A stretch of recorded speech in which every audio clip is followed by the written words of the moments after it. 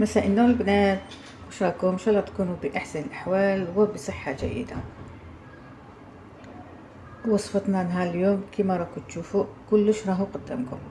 عندك شويه تاع الدجاج، ما عرفتيش واش ديري به، اروحي معايا تشوفي هاد الوصفه السهله وبنتها بنا. تبعوا معايا فيديو للاخير البنات كالعاده والعوايد.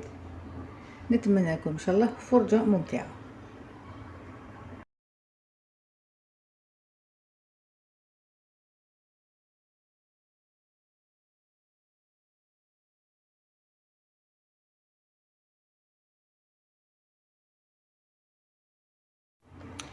الوغ البنات، المكونات كاع واش فيها هاد الوصفه. فيها طرف تاع الدجاج، انا راح ندير 3 وانتي ديري على حسب افراد العائله. عندي نص كاس زيت معروف كبيره مارغاري انا استعملت ديما. هنا كاين 3 بصلات حتى ل4 مسكرفجين، مزج ما بين معدنوس والحشيش كمشه كمشه، 5 6 فصوص تاع الثوم هنا صغيورينه حبيبه تاع الثوم، التوابل الملح الكركم والزنجبيل، وبالطبع الملح. الحاجه الاولى البنات، في قدره انا درت هديه، درت فيها الدجاج تاعنا. عندي نص كاس تاع الزيت. هذا الوصفه تحب الزيت البنات، صافي نص كاس راح يجينا. هذاك هو يعني. راح نزيد مغرف الزبده. دوك واش راح ندير، راح نحمر هذا الدجاج، نعطيله التحميره كاع الجوانب.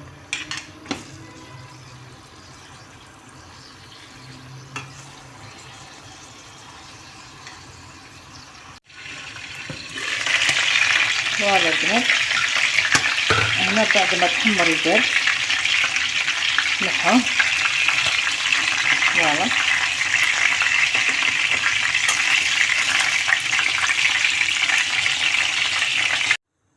بعد ما نحينا الدجاج في هذاك الزيت درت البصلات اللي كنت ربيتهم كما قلت لكم 3 حتى 4 حبات صغار. نجيب الصوص تاع الثوم نزيد نرميهم،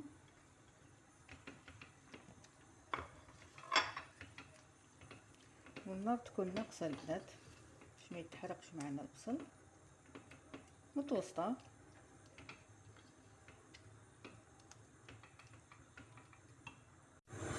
راح نزيد كميه تاع المعدنوس مع الحشيش.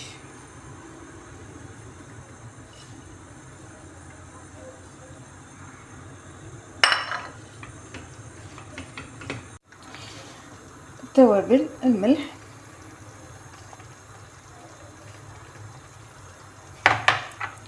فلفل اسود،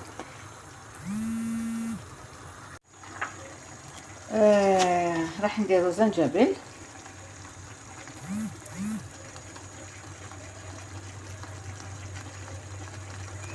الزنجبيل يتماشى مع الدجاج، والكركم.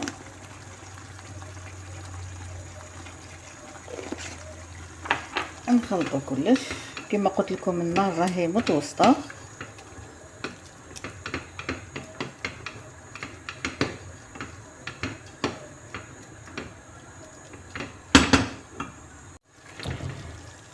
فوالا البنات، هنايا خليت البصل مع لي زيبيس يتكتكوا شويه. دوكا نجيب نص كاس ماء، راح نمرق الحشو تاعي تاع البصل والثوم. هنا نخليه جوست يبدا يغلي، ياخذ الغليه. فوالا ها بدا، ها خدا الغليه. نجيب الدجاج تاعي ونحطو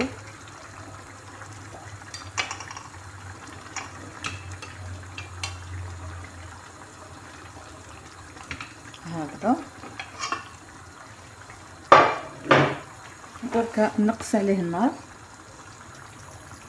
ونخليه يطيب حتى يشرب تماما ويتكرمل معنا البصل ويشرب، تولي ديك لاصوص وديك العقدة الله الله. وهكذا البنات ونرجع لكم. ما شاء الله.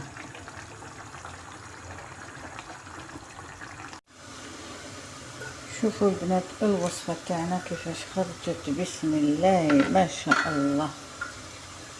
شوفوا ديك لاصوص وداك اللحم كيفاش طاب، ما شاء الله.